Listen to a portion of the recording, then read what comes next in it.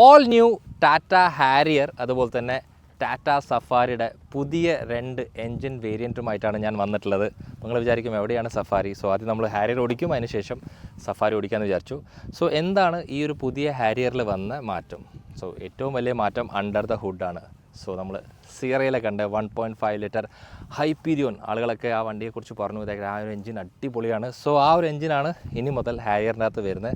So കുറേ ആളുകൾക്ക് ഈ ഒരു വണ്ടി വാങ്ങണമെന്നുണ്ട്, പക്ഷേ ഇതിൻ്റെ അകത്ത് പെട്രോൾ എഞ്ചിൻ ഇല്ലാത്തതുകൊണ്ട് കുറേ പേര് വേറെ ബ്രാൻഡിലേക്കും പോയി. സോ അതിനൊക്കെ പരിഹാരമായിട്ടാണ് ടാറ്റ ഈ ഒരു വാഹനത്തിന് ഇവിടെ ഇറക്കിയത്. സോ ഇന്നത്തെ ഡ്രൈവ് റിവ്യൂവിൽ ഞാൻ നോക്കാൻ പോകുന്നതെന്ന് വെച്ചാൽ ഇത്രയും വലിയ ഹാരിയറിന് ഈ ഒരു 1.5 ലിറ്റർ കേപ്പബിൾ ആണോന്നും അതുമാത്രമല്ല ഈ വണ്ടിനകത്ത് വന്ന മാറ്റങ്ങൾ എല്ലാം നോക്കാം. Welcome to all things auto.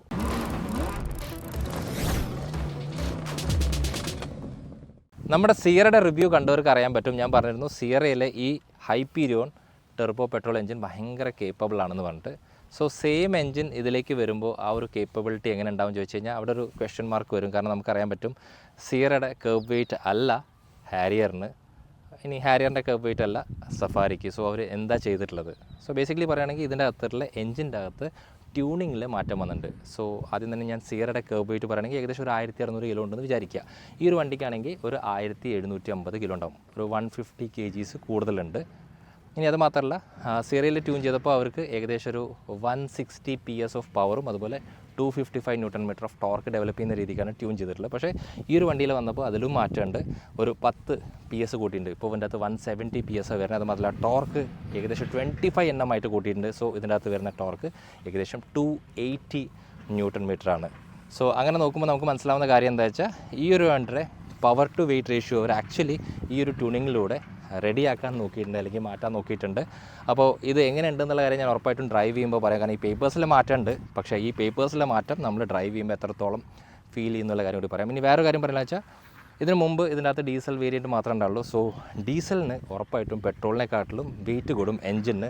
So അവിടെ ഒരു മാറ്റം നമുക്ക് പ്രതീക്ഷിക്കാം. സോ ഡീസലും പെട്രോളും തമ്മിൽ ഏകദേശം 80 kg മാറ്റമുണ്ട്. സോ ഇതെല്ലാം ഇതിൻ്റെ അകത്ത് വരുമ്പോൾ ഈ വാഹനം കുറച്ചും കൂടി ഡ്രൈവബിലിറ്റി കൂടും എന്നാണ് എൻ്റെ ഒരു വിശ്വാസം. സോ ഒബ്വിയസ്ലി ഞാൻ ഈ വാഹനത്തിനെ ഡ്രൈവ് ചെയ്തിട്ട് കൃത്യമായിട്ടുള്ള കാര്യങ്ങൾ പറയും. അപ്പോൾ ഇതായിരുന്നു ഈ ഒരു വാഹനത്തിൻ്റെ എൻജിനെ കുറിച്ചുള്ള, ഇതാണ് ഇതിനകത്ത് വന്ന ഏറ്റവും വലിയ മാറ്റം. അപ്പോൾ ഈ പറഞ്ഞ മെക്കാനിക്കൽ ചേഞ്ച് അല്ലാതെ തന്നെ ഈ വാഹനത്തിൻ്റെ എക്സ്റ്റീരിയറിലും അതുപോലെ ഇൻറ്റീരിയറിലും ചില മാറ്റങ്ങൾ ഹാരിയറിൽ വന്നിട്ടുണ്ട്. വലിയൊരു മാറ്റം വരാത്ത നല്ല കാര്യമാണ്. കാരണം എന്നെ സംബന്ധിച്ചോളം one of the best and most good looking കാറാണ് ഈ കാണുന്ന ഹാരിയർ, പ്രത്യേകിച്ച് ഇതിൻ്റെ ഡിസൈൻ. ഇങ്ങനെയും പറയാം, അതായത് ഒരു ടൈംലെസ് ഡിസൈൻ ആണെന്നുള്ള കാര്യം. കാരണം ഇങ്ങനെ ടൈംലെസ് ഡിസൈൻ കിട്ടുന്ന വാഹനങ്ങൾ വളരെ കുറവാണ്. ഒരു എക്സാമ്പിളായിട്ട് പറയുമ്പോൾ പെട്ടെന്ന് എൻ്റെ മനസ്സിൽ ഫോക്സ് വാഗൻ്റെ പോളോ ആണ് ഓടി വരിക. ഒരു 10 വർഷമല്ല 15 വർഷമല്ല ഇനിയിപ്പോൾ 20 വർഷം കഴിഞ്ഞിട്ട് ഒരു പോളോനെ കണ്ടാലും നമുക്ക് ബോറടിക്കില്ല. അതേപോലെ തന്നെയാണ് ഹാരിയർ. ഇതിനകത്ത് വലിയൊരു വാവ് ഫാക്ടറോ അല്ലെങ്കിൽ ഫ്ലാംബോയിങ് ഡിസൈനോ അല്ലെങ്കിൽ ഇതിൻ്റെ കോമ്പറ്റീറ്റർ ബ്രാൻഡൊക്കെ ഉണ്ടാക്കുന്ന പോലെ തന്നെ അങ്ങനത്തെ ഷാർപ്നെസ് ഒന്നും ഇല്ലെങ്കിൽ പോലും ഇതിനെ ഇനി ഒരു 10 വർഷം കഴിഞ്ഞ് കണ്ടാലും എനിക്ക് ബോറടിക്കില്ല. അപ്പോൾ നിങ്ങൾക്കും ഇതേ ഒരു സെയിം ഫീലാണെങ്കിൽ ഉറപ്പായിട്ടും താഴെ കോമെൻറ്റ് ചെയ്യുക. സോ സെയിം ഫ്രണ്ടിലൊന്നും ഒരു മാറ്റവും ഇല്ല. പിന്നെ വന്ന മാറ്റം ഈ ഒരു കളർ കേട്ടോ. ഈ കളർ ആക്ച്വലി റെഡാണ്, പക്ഷേ ഇവർ പറയുന്നത് വെച്ചാൽ നൈട്രോക്സ് ക്രിംസൺ റെഡ്. കുറച്ച് ബുദ്ധിമുട്ടാണ് പ്രൊണൗൺസ് ചെയ്യാൻ, പക്ഷേ ഈ ഒരു കളർ ആക്ച്വലി വണ്ടിയിൽ അതിഗംഭീരമാണെന്ന് പറയാം. അപ്പോൾ ഇവിടെ ഒരു മാറ്റമില്ല, പക്ഷേ ചെറിയൊരു മാറ്റം വന്നു വെച്ചാൽ ഈ ഒരു 360 ഡിഗ്രി പാർക്കിംഗ് ക്യാമറ അല്ലേ, ഈ ക്യാമറയുടെ തൊട്ടടുത്ത് ഇവരൊരു നോസിൽ കൊടുത്തിട്ടുണ്ട്. സോ ദാറ്റ് നമ്മളിപ്പോൾ നോർമലി വൈപ്പർ വാഷ് ചെയ്യില്ലേ, അപ്പോൾ വാഷ് ചെയ്യുന്ന സമയത്ത് തന്നെ ഇതിൻ്റെ ക്യാമറയും ക്ലീൻ ആവും. ഇതൊരു നല്ലൊരു ഫീച്ചറാണ്. ഇത് ഫ്രണ്ടിലും അവൈലബിൾ ആണ്, അതുപോലെ റിയറിലും അവൈലബിൾ ആണ്. അല്ലാതെ ഈ ഒരു വണ്ടിനകത്ത് എവിടെയും വലിയൊരു മാറ്റങ്ങൾ ഇല്ല. ഹാരിയർ 2025 സൈഡിൽ ഒരു മാറ്റങ്ങളും ഇല്ല. സ്റ്റിൽ നമുക്ക് ആ ഒരു ബിഗ് ബൾക്കി ആൻഡ് ബുച്ചി ആയിട്ടുള്ള SUV കിട്ടും, which runs on 18 inch of tyres. So ഈ വണ്ടിയുടെ ഏറ്റവും വലിയൊരു ഹൈലൈറ്റ് ഇതിൻ്റെ പ്ലാറ്റ്ഫോം തന്നെയാണ്. സോ ഇപ്പോഴും ഈ ഒരു വണ്ടിയുടെ ഒരു മാറ്റമില്ല. Still it runs on Rover's D8 derived platform. 445 litre of boot സ്പേസിൽ ഒരു മാറ്റമില്ല. 60-40 സ്പ്ലിറ്റിൽ മാറ്റമില്ല. റിയർ പ്രൊഫൈലിൽ ഒരു മാറ്റമില്ല എക്സെപ്റ്റ് ആ ഒരു നോസിൽ. സോ ആ ഒരു നോസിൽ നമുക്ക് ഈ ഒരു ഭാഗത്തുണ്ട്. സോ ദാറ്റ് ഈ കാണുന്ന ക്യാമറയെ ഇത് ഫ്രണ്ടിലത്തെ പോലെ തന്നെ ക്ലീൻ ചെയ്യാൻ സാധിക്കും. ഹാരിയർ 2025 ഹൈപ്പീരിയോൻ്റെ ഇൻറ്റീരിയേഴ്സിൽ വന്നപ്പോൾ ചെറിയ മാറ്റങ്ങളുണ്ട്. പുറത്ത് 2 മാറ്റമുള്ളൂ, അകത്ത് വന്നപ്പോൾ അതൊരു 5 മാറി. അപ്പോൾ ഈ ഒരു വണ്ടി ഞാൻ രാവിലെ എടുക്കാൻ പോണ നേരത്ത് നല്ല തണുപ്പാണ് ഡൽഹിയിൽ, എല്ലാവർക്കും അറിയാം. അപ്പോൾ ബോണറ്റിൻ്റെ മുകളിൽ കൈവച്ചപ്പോഴാണ് മനസ്സിലായത് നല്ല ചൂടുണ്ട്. അപ്പോൾ ആക്ച്വലി വണ്ടി സ്റ്റാർട്ടായിരുന്നു, എനിക്കത് ഫീൽ ചെയ്തില്ല. കാരണം വെച്ചാൽ ഹാരിയർ പോലത്തെ വാഹനങ്ങളൊക്കെ ആ ഒരു റംബിൾനെസ്സും അതുപോലെ തന്നെ ആ സൗണ്ടൊക്കെ നമുക്ക് സ്ഥിരമായി കേട്ടതാണ്. അപ്പോൾ ആ ഒരു സംഭവത്തിനകത്ത് ഭയങ്കരമായിട്ടുള്ള മിസ്സിംഗ് ആണ്. അത് മാത്രമല്ല നമ്മളെപ്പോഴും ഒരു വാഹനം ഷൂട്ട് ചെയ്യുമ്പോൾ ഇതിൻ്റെ എഞ്ചിൻ ഓഫ് ചെയ്തിട്ടാണ് ഷൂട്ട് ചെയ്യുക ഇൻറ്റീരിയേഴ്സൊക്കെ, സോ ദാറ്റ് ഈ ഒരു മൈക്ക് അത് പിക്ക് ചെയ്യാതിരിക്കാൻ. ഈ വണ്ടിയുടെ ഒരു NVH ലെവൽസും അതുപോലെ സൗണ്ട് ലെവൽസൊക്കെ ഭയങ്കര കുറവായതുകൊണ്ട് എനിക്ക് തോന്നുന്നു ഞാനത് ഓൺ ചെയ്തിട്ട് ഷൂട്ട് ചെയ്യാം, സോ ദാറ്റ് നിങ്ങൾക്ക് ആ ഒരു ഡിഫറൻസ് ഫീൽ ചെയ്യാൻ സാധിക്കും. സോ ക്രാങ്ക് ചെയ്യാൻ പോവാണ്. സോ ക്രാങ്കിങ്ങിൽ എല്ലാ വാഹനത്തിനും ശബ്ദം ഉണ്ടാവും. അതിന് ശേഷമുള്ള ആ ഒരു സൗണ്ട് ലെവലിംഗ് ആണ് നിങ്ങൾ അറിയുന്നത്, അല്ലെങ്കിൽ സൗണ്ട് ലെവലാണ് നിങ്ങൾ അറിയുന്നത്. അപ്പോൾ ഇതാണ് പുതിയ ഹൈപ്പീരിയോൺ എൻജിൻ വന്നപ്പോൾ ഏറ്റവും വലിയ മാറ്റം. ഇനി വന്ന ബാക്കിയുള്ള മാറ്റങ്ങൾ നമുക്ക് നോക്കാം. ഫസ്റ്റ് ഈ ഒരു സംഭവം, അപ്പോൾ ഡിജിറ്റൽ IRVM വന്നു. ഇത് വൺ ഓഫ് ദ ഫേവറേറ്റ് ആണ് എൻ്റെ, കാരണം ഞാൻ കഴിഞ്ഞ 4 മാസമായിട്ട് ഹാരിയർ ഓടിച്ചുകൊണ്ടിരിക്കേണ്ട EV. അതിനകത്തുള്ള ഏറ്റവും നല്ലതും അതുപോലെ ഭയങ്കര യൂസ്ഫുൾ ആയിട്ടുള്ളൊരു ഫീച്ചറാണ്. ഒരു ദിവസം ഞാൻ വണ്ടിയായിട്ട് പോകുന്ന നേരത്ത് എൻ്റെ ഹൈ ബീമിൻ്റെ ലെവൽ കൂടുതലാണെന്ന് പറഞ്ഞിട്ട് ഒരാൾ വന്നിട്ട് എന്നോട് ഉടക്കി. അപ്പോൾ ഉടക്കിയപ്പോൾ ഞാൻ ആക്ച്വലി ഒന്നും ചെയ്തില്ല, ഞാൻ വണ്ടിനകത്ത് ഇരിക്കുകയാണ് ചെയ്തത്. പക്ഷേ ആ ഒരു മൊത്തം സിനാരിയോ ഇതിൻ്റെ അകത്ത് ക്യാപ്ചർ ചെയ്യപ്പെട്ടു. അതിപ്പോൾ എങ്ങനെ ക്യാപ്ചർ ചെയ്യപ്പെട്ടു വെച്ചാൽ വേറെ ഒന്നുമില്ല, ഇതിൻ്റെ അകത്ത് നമുക്ക് അതിൻ്റെ വോയിസ് റെക്കോർഡ് ചെയ്യാൻ പറ്റും. അത് മാത്രമല്ലാതെ അങ്ങേര് വന്നിട്ട് എൻ്റെ വണ്ടിയും ഒരു അടിച്ചു. അടിച്ചപ്പോൾ ഇതിൻ്റെ അകത്ത് ഓട്ടോമാറ്റിക്കലി ആ ഒരു G സെൻസർ ആക്റ്റീവായി. അങ്ങനെ ആ മൊത്തം സിനാരിയോ നമുക്ക് ഇതിനകത്ത് ക്യാപ്ചർ ചെയ്യാൻ പറ്റി. ഏറ്റവും ഇൻട്രസ്റ്റിംഗ് ആയിട്ടുള്ള സംഭവം വെച്ചാൽ ക്യാപ്ചർ ആയതൊക്കെ ഇവിടെ തന്നെ ഉണ്ട്, പക്ഷേ എടുക്കാനും ഭയങ്കര സിമ്പിളാണ്. ഇതിൻ്റെ ഒരു QR കോഡ് ഉണ്ട്. ആ QR കോഡ് സ്കാൻ ചെയ്ത് കഴിഞ്ഞാൽ നമുക്ക് ഫോണിൽ അപ്പം തന്നെ ഇതിൻ്റെ വീഡിയോ എടുത്തിട്ട് നമുക്കൊരു തെളിവായിട്ട് യൂസ് ചെയ്യാൻ പറ്റും. സോ 10 out of 10 എല്ലാ വണ്ടിയിലും വേണമെന്ന് ഞാൻ ആഗ്രഹിക്കുന്നത്. സോ ഇതിനകത്ത് ഹാരിയറിലും ഉണ്ട്, അതുപോലെ 2025 സഫാരിയിലും ഈ സാധനമുണ്ട്. ഇത് വലിയൊരു മാറ്റമാണ് ഇഫ് കമ്പയർ ടു ഇതിന് മുമ്പത്തെ ഹാരിയർ. ഇനി രണ്ടാമത്തെ വന്ന മാറ്റം, ഇതിന് മുമ്പത്തെ ഹാരിയറിൽ ഈ ഒരു 14.5Q LED സ്ക്രീൻ ഉണ്ടായിരുന്നില്ല. സോ ഈ സ്ക്രീൻ വന്നപ്പോൾ ഏറ്റവും വലിയ ഗുണമെന്ന് വെച്ചാൽ ഇതിൻ്റെ ആ ഒരു റേഷ്യോ ആണ് 16:9 റേഷ്യോ നമുക്ക് കിട്ടും. അത് മാത്രമല്ല ക്ലാരിറ്റിയുടെ കേസിൽ പ്രത്യേകിച്ച് എടുത്ത് പറയേണ്ട ആവശ്യമില്ല, കാരണം സാംസങ്ങിൻ്റെയാണ് ഇതിൻ്റെ അകത്ത് യൂസ് ചെയ്യുന്ന OLED. പിന്നെ ഞാനൊരു 3 സ്ക്രീൻ ഫാനൊന്നുമല്ല, അതുകൊണ്ട് എനിക്ക് ഈ ഒരു സ്ക്രീൻ ഭയങ്കര രസകരമായിട്ട് തോന്നി. ഇനി ഇൻസ്ട്രുമെൻറ്റ് ക്ലസ്റ്ററിൻ്റെ അകത്ത് പെട്ടെന്ന് കാണുമ്പോൾ വലിയ മാറ്റം ഉണ്ടോ എന്ന് ചോദിച്ചു കഴിഞ്ഞാൽ ഇല്ല, പക്ഷേ അതൊരു ഫീച്ചർ വന്നിട്ടുണ്ട്. അത് ആക്ച്വലി ഹെൽപ്ഫുള്ളാണ്. നമ്മളിപ്പോൾ ഇൻഡിക്കേറ്റർ ഇടുമ്പോൾ നോർമലി ഹാരിയറിലൊക്കെ എങ്ങനെയാ വെച്ചാൽ റൈറ്റ് സൈഡ് അല്ലെങ്കിൽ ലെഫ്റ്റ് സൈഡിലേക്കാണ് നമുക്ക് ഇതിൻ്റെ ആ ഒരു ബ്ലൈൻഡ് വ്യൂ കാണാൻ സാധിക്കുക, അല്ലെങ്കിൽ ഈ ഒരു എന്താ പറയുക ക്യാമറയുടെ ഔട്ട് കാണാൻ സാധിക്കുക. പക്ഷേ ഇത് കറക്റ്റ് സെൻട്രലാക്കിയിട്ടുണ്ട്. അത് മാത്രമല്ല ഇതിൻ്റെ ആ ഒരു ക്ലാരിറ്റിയിലെ മാറ്റവും വന്നിട്ടുണ്ട്. അത് കാരണം തന്നെ നമുക്ക് ബാക്കിയുള്ള ആ ഒരു ഡിജിറ്റ്സും മറ്റ് സാധനം കാണുമ്പോൾ തന്നെ ഇതിൻ്റെ ആ ഒരു ബ്ലൈൻഡ് വ്യൂ കാണാൻ സാധിക്കും. സോ അത് അതിഗംഭീരമായിട്ടുണ്ട്. ഇനി വന്ന മാറ്റം ഇതിനകത്ത് യൂസ് ചെയ്ത ഒരു കളർ പാറ്റേണിൻ്റെ മാറ്റമാണ്. സോ ഏകദേശം ഒരു ഐവറി വൈറ്റ് ആണ്, പക്ഷേ അവർ പറയുന്ന പേര് ഓയിസ്റ്റർ വൈറ്റ് എന്നാണ്. പെട്ടെന്ന് ചളിയാവുമോ എന്ന് ചോദിച്ചാൽ ചളിയാവും, പക്ഷേ അത് കാരണം തന്നെ നിങ്ങളുടെ വണ്ടി ഭയങ്കര ഒരു പ്ലഷ് അതുപോലെ തന്നെ ഭയങ്കര എയറി ആയിട്ടുള്ളൊരു ഫീലായിരിക്കും. സോ ഇതും എനിക്ക് ഭയങ്കരമായിട്ട് ഇഷ്ടപ്പെട്ടു. പിന്നെ സ്ഥിരമായിട്ട് ഹാരിയർ ഓടിക്കുമ്പോൾ എനിക്ക് മിസ് ഔട്ട് ചെയ്ത സംഭവമാണ് ഇതിങ്ങനെയായിരുന്നു. അത് കൈ വയ്ക്കാൻ കുറച്ച് ബുദ്ധിമുട്ടായിരിക്കും. സോ അവരതൊക്കെ മനസ്സിലാക്കിക്കൊണ്ട് ഇതിന് ഒരു മൂവിങ് ഫീച്ചർ കൊടുത്തു, സോ ദാറ്റ് നമുക്ക് ഇങ്ങനെ കൈവച്ച് വണ്ടി ഓടിക്കാം. സോ എന്നെപ്പോലെ ഇതുപോലെ കൈവച്ച് ഓടിക്കുന്നവർക്ക് ഇതൊരു നല്ലൊരു സംഭവമായിട്ട് എനിക്ക് ഫീൽ ചെയ്തു. ഇനി വന്നൊരു മാറ്റം ആക്ച്വലി ഇതിൻ്റെ ORVMലാണ്.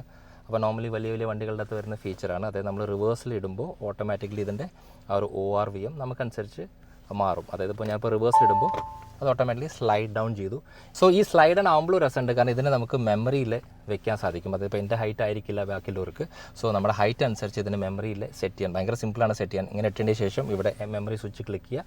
അതിനുശേഷം നമുക്ക് 1 or 2 3 അങ്ങനെ പൊസിഷൻ ഉണ്ട്. അത് ക്ലിക്ക് ചെയ്ത് പിടിച്ച് കഴിഞ്ഞാൽ പിന്നെ അത് അവിടെ സെറ്റായി. പിന്നെ നമ്മളെപ്പോൾ ഇത് മാറ്റുന്നു അത് ഓട്ടോമാറ്റിക്കലി അതിൻ്റെ പൊസിഷനിൽ വന്ന് നിൽക്കും. എനിക്ക് തോന്നുന്നില്ല ഈ ഒരു ഫീച്ചറൊന്നും ഈ സെഗ്മെൻറ്റിൽ വേറെ വാഹനങ്ങളിൽ വരുന്നുണ്ടെന്നുള്ളത്. സോ ഇതായിരുന്നു ഈ വണ്ടിയുടെ ഇൻറ്റീരിയറിൽ വന്ന മേജറായിട്ടുള്ള മാറ്റം. പിന്നെ ബാക്കി എല്ലാ സംഭവങ്ങളും സെയിം ആസ് ആൻ ഹാരിയറാണ്. ഇത്രയും മാറ്റിയ ടാറ്റ ഹാരിയറിന് 2025 എഡിഷൻ ആയപ്പോൾ ഈ ഒരു സംഭവം കൂടി മാറ്റമായിരുന്നു. കാരണം ഞാനിപ്പോൾ സ്ഥിരമായി ഓടിക്കുന്നതുകൊണ്ട് എനിക്ക് ഫീൽ ചെയ്യുന്ന ഏറ്റവും വലിയ ബുദ്ധിമുട്ടെന്ന് വെച്ചാൽ വലിയ ഫോണാണെങ്കിൽ വെക്കാൻ എളുപ്പമാണ്, പക്ഷേ അത് കഴിഞ്ഞിട്ട് എടുക്കണമെങ്കിൽ കുറച്ച് കഷ്ടപ്പെടേണ്ടി വരും. സോ ഇതായിരുന്നു പുതിയ ഹാരിയർ 2025 അകത്ത് വന്ന മാറ്റങ്ങൾ. ഫ്രണ്ട് റോൾ ഈ സെഗ്മെൻറ്റിൽ one of the best rear seat ഉള്ള വാഹനമാണ് ഹാരിയർ, അൺഡൗട്ടഡ്ലി.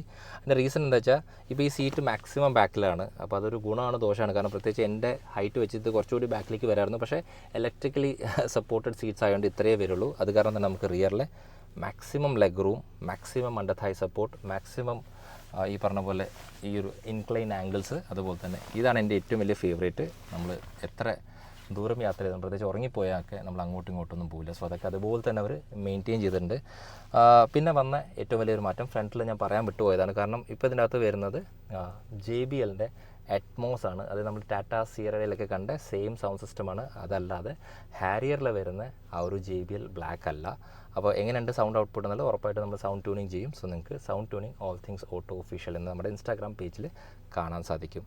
ഇനി ടാറ്റ ആക്ച്വലി കുറേ കാര്യങ്ങൾ ശ്രദ്ധിക്കാനുണ്ട്. പ്രത്യേകിച്ച് ചെറിയൊരു സംഭവമാണ്, പക്ഷേ നിങ്ങൾക്ക് ഇവിടെ കാണിച്ചു തരാം. ഇതിപ്പോൾ JBL ആണ്. ഇപ്പോൾ JBLൻ്റെ ബ്രാൻഡിങ് ആണ്. അപ്പോൾ ഇതാണ് അതിൻ്റെ രീതി. പക്ഷേ ഇതേ തന്നെ ഇതിൻ്റെ ഓപ്പോസിറ്റ് ഡോറിൽ JBLൻ്റെ ബ്രാൻഡിങ് ആക്ച്വലി ചെരിഞ്ഞു പോയി, ലൈക്ക് ആ സ്ഥലം ചെരിഞ്ഞു പോയി. അതുമാത്രമല്ല ഇതേ സെയിം സാധനം ഫ്രണ്ടിലത്തെ ട്വിറ്ററിലും ഉണ്ട്. അതായത് ട്വിറ്ററിലെ ആ സംഭവം പ്രോപ്പറായിട്ട് വെച്ചിട്ടുണ്ട്, പക്ഷേ എൻ്റെ ഓപ്പോസിറ്റ് സൈഡിൽ അത് ചെരിഞ്ഞു പോയിട്ട്. സോ ഇങ്ങനത്തെ ചെറിയ ചെറിയ മാറ്റങ്ങൾ, അതുപോലെ തന്നെ ചെറിയ ചെറിയ മാറ്റങ്ങൾ ഇൻ ടേംസ് ഓഫ് പാനൽ ഗ്യാപ്പൊക്കെ കുറച്ചുകൂടി ശ്രദ്ധിച്ചു കഴിഞ്ഞാൽ വേൾഡ് ക്ലാസ് പ്രൊഡക്റ്റാണ് ടാറ്റയുടെ. ഹാരിയറിന് നമ്മൾ സഫാരിയിലേക്ക് ഷിഫ്റ്റ് ആകുമ്പോൾ ഷിഫ്റ്റ് ആവുന്ന കുറച്ച് കാര്യങ്ങളുണ്ട്, ഷിഫ്റ്റ് ആവാത്ത കാര്യങ്ങളുണ്ട്. യെസ്, സോ ഞാൻ പറഞ്ഞു വന്നത് വെച്ചാൽ ഹാരിയറിന് സഫാരിയെക്കാട്ടിലും ഏകദേശം 150 kg വെയിറ്റ് കുറവാണ്. സോ ഇതിനകത്ത് യൂസ് ചെയ്യുന്ന സെയിം എഞ്ചിനാണ്, സെയിം BHP ആണ്, സെയിം ടോർക്കാണ്. സ്റ്റിൽ ഇതിനൊരു 150 kg കൂടുതലാണ്. സോ എങ്ങനെയായിരിക്കും ഇതിൻ്റെ ഡ്രൈവ്? അണ്ടർ പവേർഡ് ആയിരിക്കുമോ? ഇതാണ് ഞാൻ ആക്ച്വലി ഈ വണ്ടി ഓടിക്കുമ്പോൾ ചെക്ക് ചെയ്യാവുന്ന കാര്യം. അപ്പോൾ ഇതൊരു റെഡ് ഡാർക്ക് എഡിഷൻ തീമിലാണ് ഈ വണ്ടി ഇറക്കിയിട്ടുള്ളത്. ആക്ച്വലി 2 വർഷം മുമ്പ് തന്നെ ഈ ഒരു റെഡ് ഡാർക്ക് എഡിഷൻ ഉണ്ട്, പക്ഷേ ഇതിൻ്റെ ഇടയ്ക്ക് ഒരു സ്റ്റോപ്പ് ചെയ്തു. പിന്നെ ആളുകൾക്ക് ഈ തീം വേണമെന്ന് പറഞ്ഞുകൊണ്ടാണ് ടാറ്റ അത് വീണ്ടും കൊണ്ടുവന്നിട്ടുള്ളതാണ് ടാറ്റ നമ്മളോട് പറഞ്ഞിട്ടുള്ളത്. സോ ഈ വണ്ടിയുടെ എക്സ്റ്റീരിയറിൽ നോക്കുമ്പോൾ ഇതിന് മുമ്പത്തെ സഫാരി പോലെ തന്നെയാണ്. പിന്നെ ഇടയ്ക്കിടയ്ക്ക് റെഡ് എലമെൻറ്റ്സ് ഉണ്ട്, അതിപ്പോൾ എക്സ്റ്റീരിയറിലാണെങ്കിലും ഇൻറ്റീരിയേഴ്സിലാണെങ്കിലും. ഇനി ഈ ഭാഗത്തിനകത്ത് വന്ന ഫീച്ചേഴ്സിൻ്റെ കേസ് നോക്കുകയാണെങ്കിൽ നമുക്ക് ഹാരിയറിൽ വരുന്ന എല്ലാ പുതിയ ഫീച്ചേഴ്സും സഫാരിയിലും ഇൻക്ലൂഡ് ചെയ്തിട്ടുണ്ട്.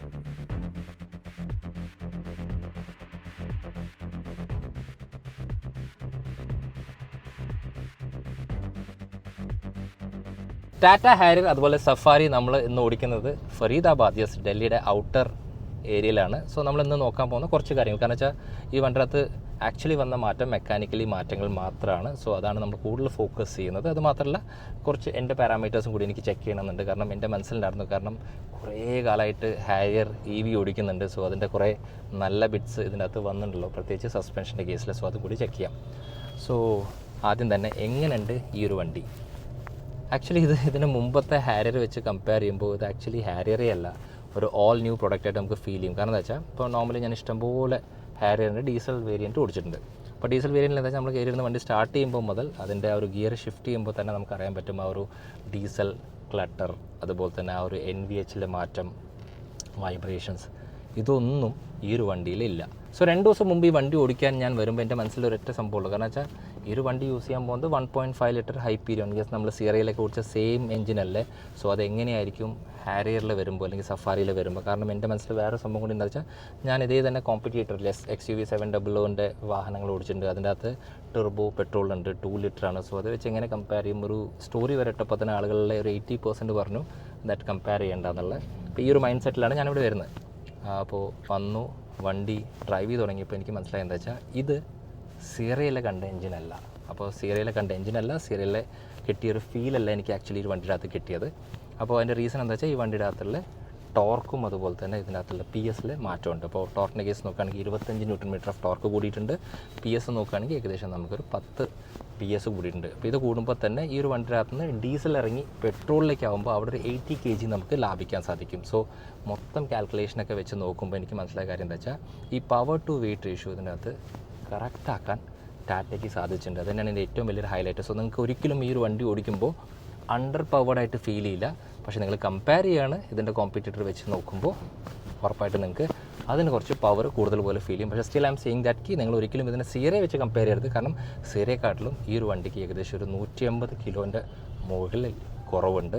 സോ എനിക്ക് ഭയങ്കര ഇഷ്ടപ്പെട്ടു. അതായത് ഈ വണ്ടിയുടെ എല്ലാ റേഞ്ചിലും നമ്മളത് ഹാപ്പിയാക്കും. നമ്മൾ വലുതായിട്ടൊന്നും എക്സ്പെക്റ്റ് ചെയ്യരുത്. പക്ഷേ ഈ ഒരു വാഹനം അണ്ടർ പവർഡ് എന്നുള്ളൊരു ഫീല് നൽകില്ല. ടാറ്റ ഈ ഒരു വണ്ടിയുടെ അകത്ത് 3 സാധനങ്ങൾ പ്രോപ്പറാക്കാൻ നോക്കിയിട്ടുണ്ട്. ഒന്ന് ഡ്രൈവബിലിറ്റി, ഒന്ന് റിഫൈൻമെൻറ്റ്, ഒന്ന് എഫിഷ്യൻസി. അപ്പോൾ ഇതിവർ പറയുന്നത് എന്താ വെച്ചാൽ ഈ ഒരു സെഗ്മെൻറ്റിൽ വണ്ടിയുടെ അകത്ത് ഇത് ഒരിക്കലും ഒരേപോലെ മാച്ച് ആവില്ല. ഒരു എക്സാമ്പിളായിട്ട് എടുക്കുകയാണെങ്കിൽ ഇപ്പോൾ XUV 700 നല്ല വണ്ടിയാണ്, പവറുണ്ട്, റിഫൈൻമെൻറ്റ്. പക്ഷേ ഈ വണ്ടിയുടെ എഫിഷ്യൻസി നോക്കുകയാണെങ്കിൽ അത് ഭയങ്കര കുറവാണ്, നമുക്ക് എല്ലാവർക്കും അറിയാൻ പറ്റും. സോ ഈ ഒരു 3ൻ്റെയും പ്രോപ്പർ ഒരു കോമ്പിനേഷൻ കിട്ടില്ല എന്നാണ് ഇവർ പറയുക. സോ ആ ഒരു കോമ്പിനേഷൻ പ്രോപ്പറായിട്ട് ഇവർക്ക് ഇതിൻ്റെ അകത്ത് എന്താ പറയുക കണക്ട് ചെയ്യാൻ സാധിച്ചിട്ടുണ്ടെന്ന് ചോദിച്ചു കഴിഞ്ഞാൽ ആക്ച്വലി ഉണ്ട്. സോ ഈ വണ്ടിയുടെ അകത്ത് റിഫൈൻമെൻറ്റ് കേസ് നോക്കുകയാണെങ്കിൽ നല്ലതാണ്, ഡ്രൈവബിലിറ്റി നല്ലതാണ്. നമുക്കറിയാൻ പറ്റുന്ന അകത്ത് യൂസ് ചെയ്യുന്നത് റോവറിൻ്റെ D8 ഡിറൈവ്ഡ് ചേസാണ്. സോ അതിൻ്റെ അകത്തൊരു സംശയം വേണ്ട.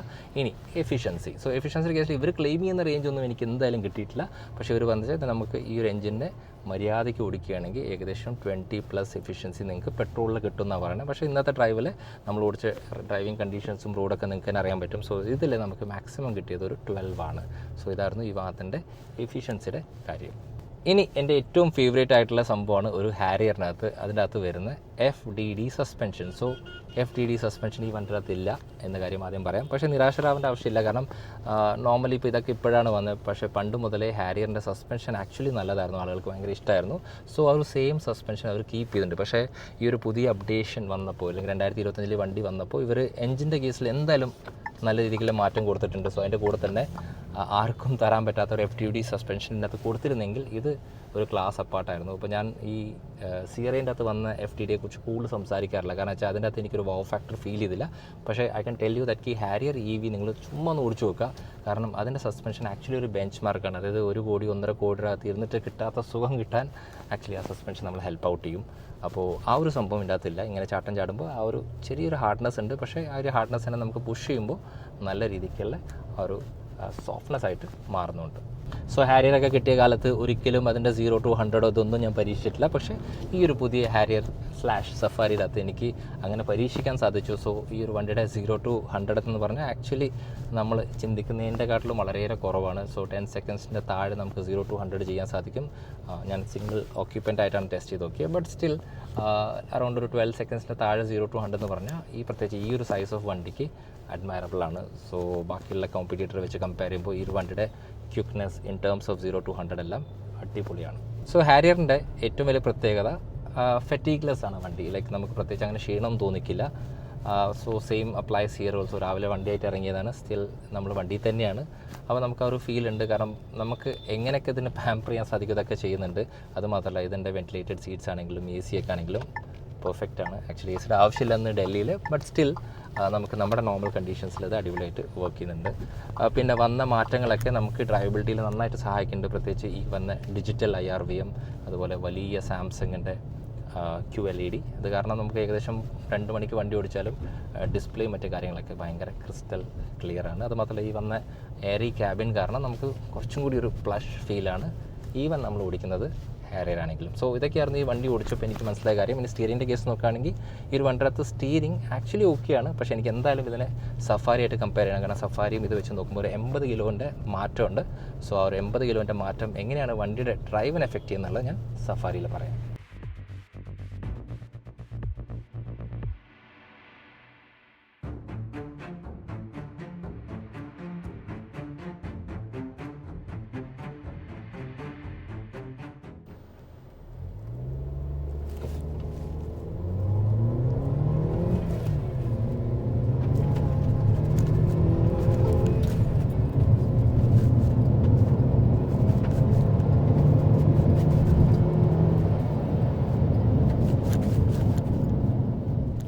അപ്പോൾ എൻ്റെ മനസ്സിൽ ഫസ്റ്റ് ചോദ്യം എന്താ വെച്ചാൽ, ഈ ഒരു വണ്ടിക്ക് ഹാരിയറിനെക്കാട്ടിലും വെയിറ്റ് കൂടുതലുണ്ട്. സോ ഈ ഒരു വെയിറ്റ് കൂടുമ്പോൾ ഇതിൻ്റെ സസ്പെൻഷൻ ട്യൂണിങ്ങിൽ ഒരു മാറ്റവും.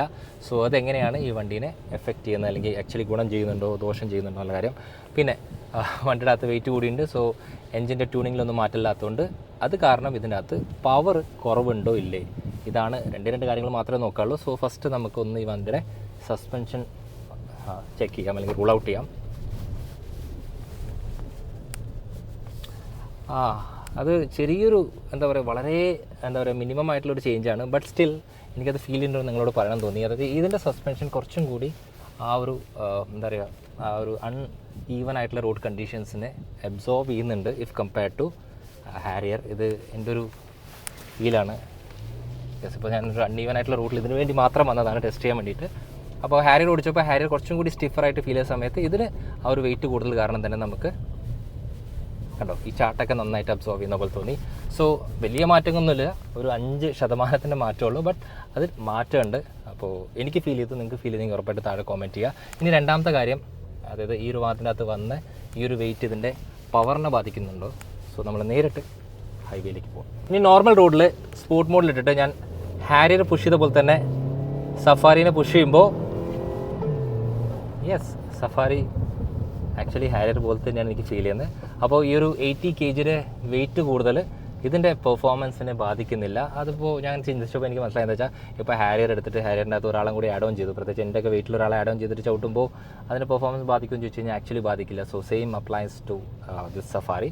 അപ്പോൾ ഇൻ ടേംസ് ഓഫ് കംഫർട്ട് കൂടുതലാണ്, പക്ഷേ ഇൻ ടേംസ് ഓഫ് പവർ രണ്ടും സെയിം ആണ്.